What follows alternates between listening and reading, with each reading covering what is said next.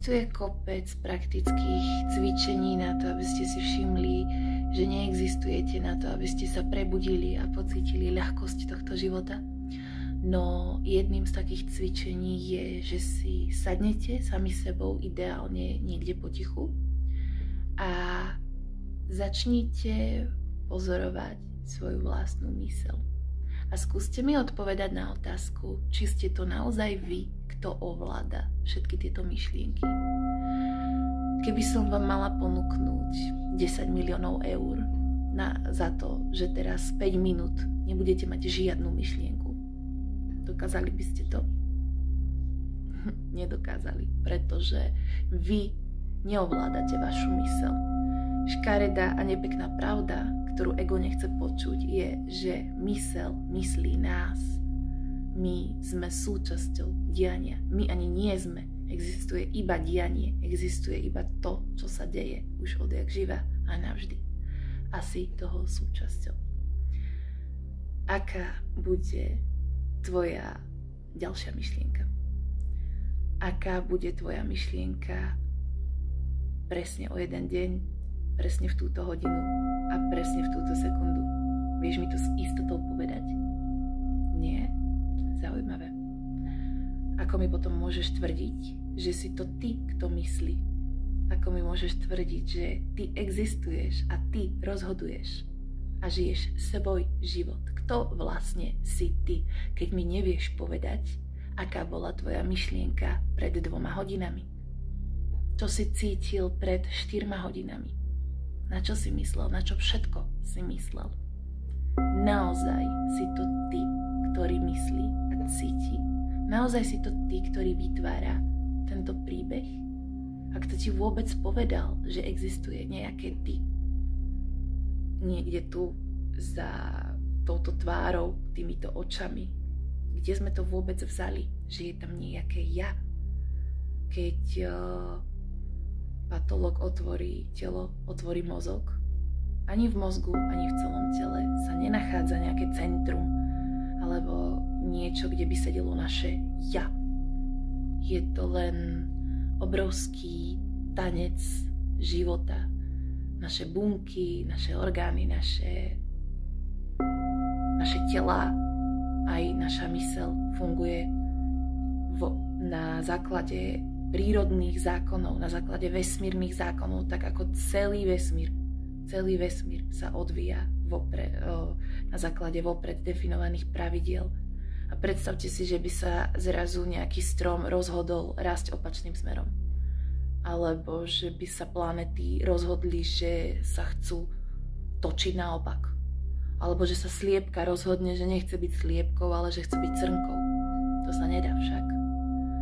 Ale my, keďže sme vedomé bytosti, vedomé si samých seba, tak svojou aroganciou, nadradenosťou, pýchou alebo čím to je, si veľmi radi domýšľame, že sme niečo extra, že sme niečo špeciálne oproti celému tomu vesmíru, celej tej prírode, že predsa ten náš systém sa musí niečím odlišovať od tých ostatných, veď sme niečo iné, nie? Platíme za to ale pri vysokú cenu.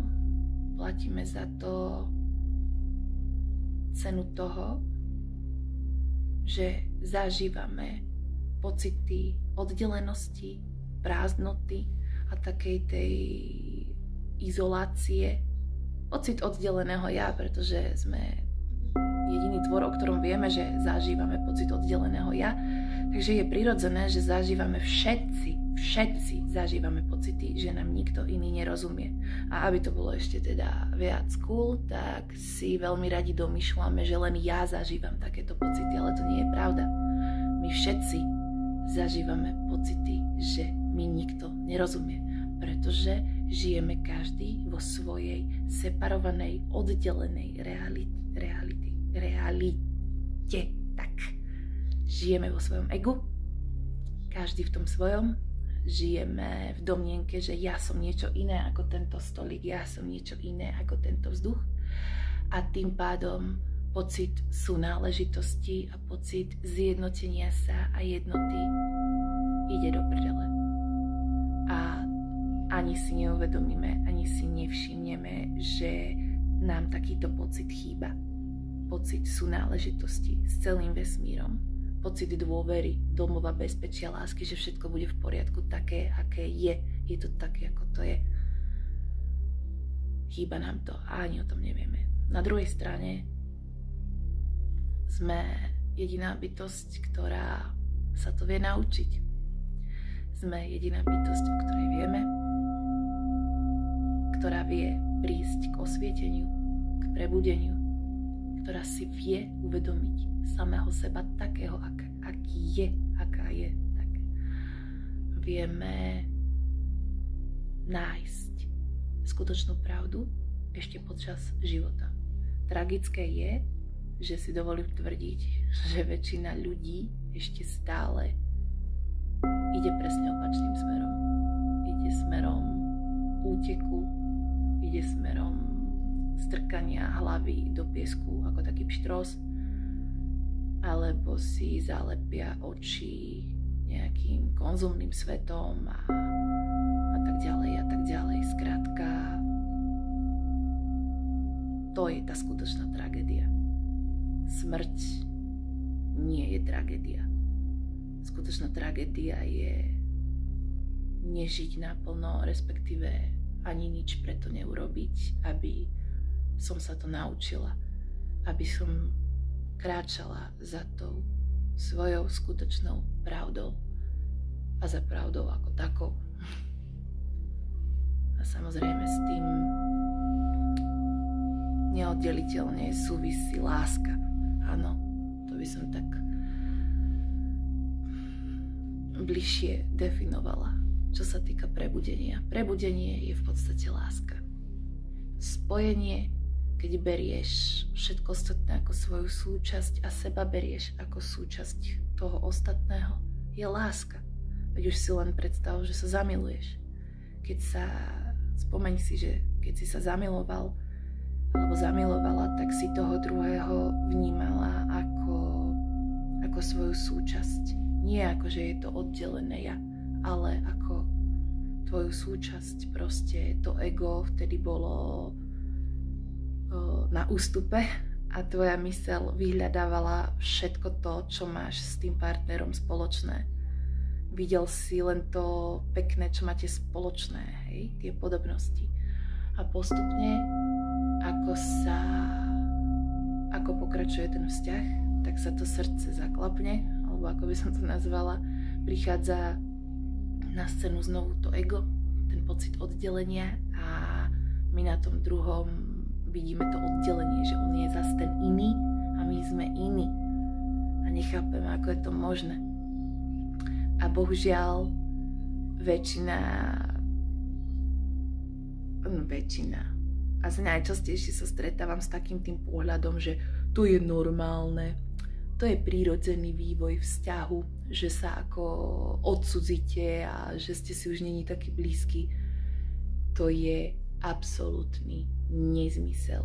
To je totálna sračka, totálna. Je to presne naopak. To je sprievodným príznakom toho, že tým, ako tá zamilovanosť trošku ustúpila, tak ego začalo hľadať rozdiely a začalo vás rozdeľovať, začalo hodnotiť a posudzovať správanie toho druhého. Takže na uzdravenie samej seba, na uzdravenie akéhokoľvek môjho vzťahu alebo čokoľvek, čo potrebujem, sa potrebujem prepojiť nielen sama so sebou, ale hľadať to prepojenie, to prebudenie, to prepojenie s celým týmto svetom, že k nemu patrím a hľadať tie podobnosti, v čom som si podobná. Znovu objavovať tie podobnosti aj v tom vzťahu, čo máme spoločné, čo nás spája a nie čo nás rozdeľuje. To vôbec nie je prirodzené zameriavať sa na to, čo nás rozdeľuje. To vás tak učili aj v škole, že zameraj sa na svoje nedostatky a na tých pracuj. To má aký význam? Zameraj sa na svoje silné stránky a nájdi v sebe oporu a postav sa do svojej sily. Rovnako nájdi tú lásku, ktorú máš pocit, že strácaš. Tá láska je, že zahrňuješ niečo ako súčasť seba samého. Takže asi tak.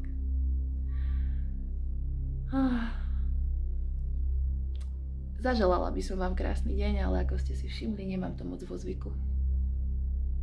Ale majte krásny deň. Pre tento raz predsa len. Majte krásny deň.